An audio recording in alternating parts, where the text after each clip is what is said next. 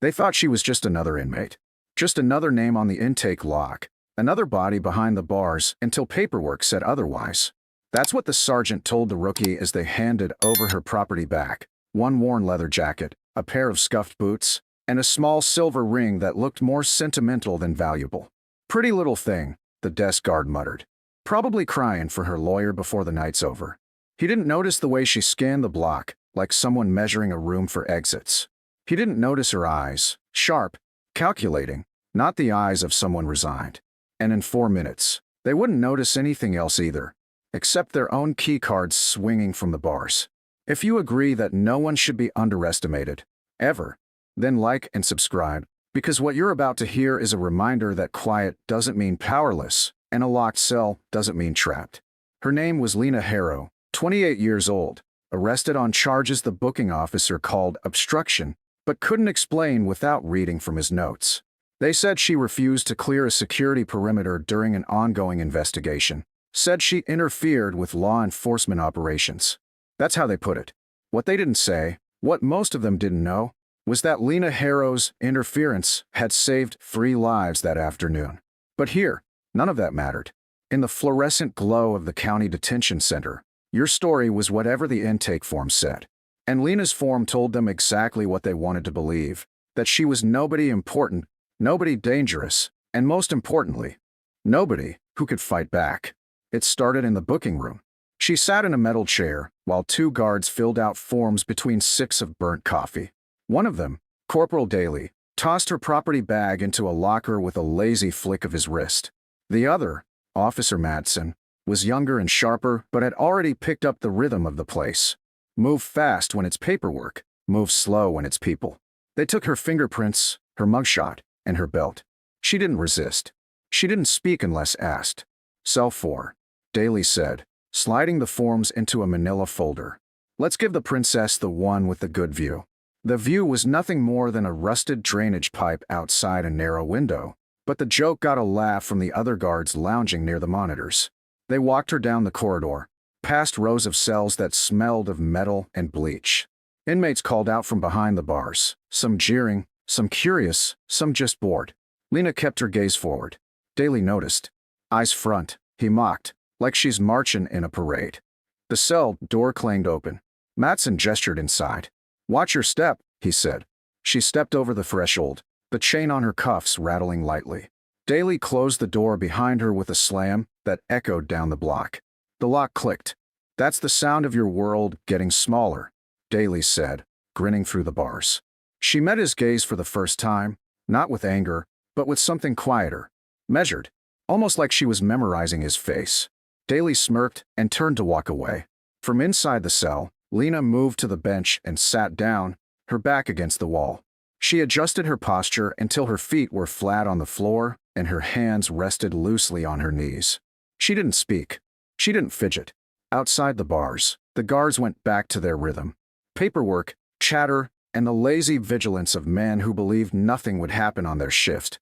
But if you've been watching closely, you might have noticed that Lena's eyes weren't fixed on the floor. They tracked each guard's movements like a metronome. The way Daly lingered near the monitors, the way Madsen did his rounds on a predictable loop, the exact seconds it took the 2 rookies in the corner to glance up from their phones. She counted them, one by one. The rookie, his name tag read Hollis, noticed her once. Just for a moment. And something about her stillness made him pause. Most new inmates paced, complained, shouted. She just waited. Something wrong? Daly asked him, shuffling paperwork. Nah, Hollis muttered, looking away. But in the back of his mind, a seed of doubt took root. Down the block, another cell door clanged. The TV in the guard room flickered with the muted glow of a basketball game. Someone laughed at a joke about the food in the break room. And in cell 4, Lena's right hand moved slowly, almost imperceptibly, toward the silver ring still on her finger. Daly had thought it was sentimental. In a way, he was right. But it wasn't just a ring. The inside held a tiny, almost invisible catch, one that could release a thin, spring-loaded length of braided wire. It was the kind of tool you only carried if you knew how to use it. She glanced once at the clock above the guard station. The second hand ticked past the 12. She took a slow breath, her eyes sharpening. For minutes. That was all she would need. For minutes.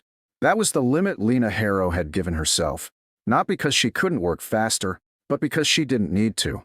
For minutes was enough time for complacency to set in, for guards to assume the new inmate had settled, for them to stop watching. The first 30 seconds were just breathing. Her head stayed bowed, her posture unchanged. From the desk, Daly saw her still and chalked it up to exhaustion. Madsen didn't even glance over, too busy scrolling through his phone, his thumb tapping idly at the screen. Hollis was the only one who kept looking, like a dog hearing a sound no one else could. But even he didn't move. At 40 seconds, Lena's fingers brushed her ring again. The movement was small enough to vanish in the shadow of her lap. The latch clicked softly, inaudible under the buzz of the fluorescent lights. A length of braided wire slid into her palm, coiled and patient, like it knew the dance by heart.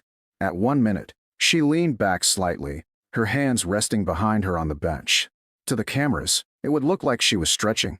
In reality, her fingertips touched the base of the bars, slipping the wire between them until it looped around the thin strip of metal just beyond. At 2 minutes, the laughter started. Daly had cracked a joke about the rookie's worried face, and the others piled on. Hollis tried to laugh along, but his eyes kept drifting back toward cell 4. She didn't look at him. She was busy counting the rhythm of footsteps on the tier above, free guards making their rounds. All in step, all predictable.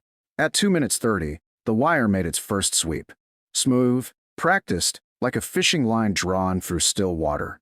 It hooked the bottom edge of a keycard lanyard just outside Madsen's belt loop. By the time the line retracted, the card was gone. Madsen didn't notice. At 3 minutes, she had Daly's too. The braided wire slipped soundlessly through the gaps, moving with a precision that didn't belong in a county jail. She never stood. She never reached more than 6 inches past the bars. One by one, the cards came. Hollis's went last. At 3 minutes 50, they were all hanging together. Madsen's, Daly's, Hollis's, even the lieutenants from the upper tier, stole in mid-step without him feeling the tug. For minutes. Done. She sat back down, the wire vanishing back into her palm, the latch on the ring clicking shut. From the desk, the guard saw nothing. From the cameras, the angle was too high. It wasn't until Daly stood to check the roster that he slapped his belt and froze. What the hell? Madsen looked up. What? My card's gone. Daly snapped, patting himself down. It was right, he stopped. His eyes went to cell 4. Lena sat exactly where they'd left her, calm as ever. But above her head, from a single length of twine knotted to the center bar, hung every guard's keycard, swaying gently in the stale air. The laughter died instantly. Madsen's face drained of color.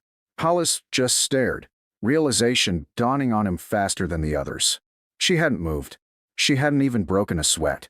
And yet, she'd taken everything from them in less time than it took to brew a cup of coffee. And then she smiled. Not big, not smug. Just enough to say you have no idea who you locked in here. Daly's voice cracked the silence first. How? He didn't finish, because there wasn't an answer he could handle. Madsen stepped forward, fumbling for the keys that weren't there, looking up at the line of plastic rectangles swaying from the bars. It wasn't just that she'd taken them.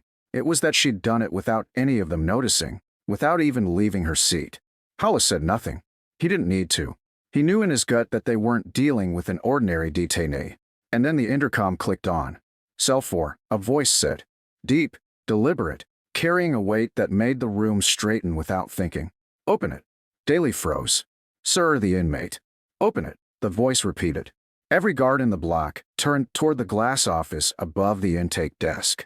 Standing there, framed by the dull glow of the monitors, was the warden. But his usual detached posture was gone. His eyes were locked on Lena Harrow like a man staring at something he'd heard of but never actually seen. Daly fumbled with the control panel. The cell door buzzed and slid open. Lena stepped out, slow and measured, the kind of movement that makes everyone else check their own posture.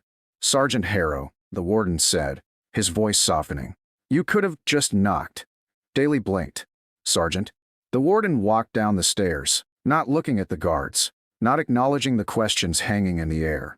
He stopped in front of Lena, close enough that only they could hear. 3 minutes, 38 seconds, he murmured. You're faster than the report said. She didn't smile. You're slower. Daly's mouth opened and closed. Sir, what? The warden turned, his voice loud enough for the block now.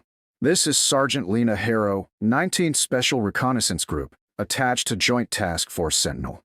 She's here under my orders to test your security protocols after last month's breach." He swept the room with his gaze.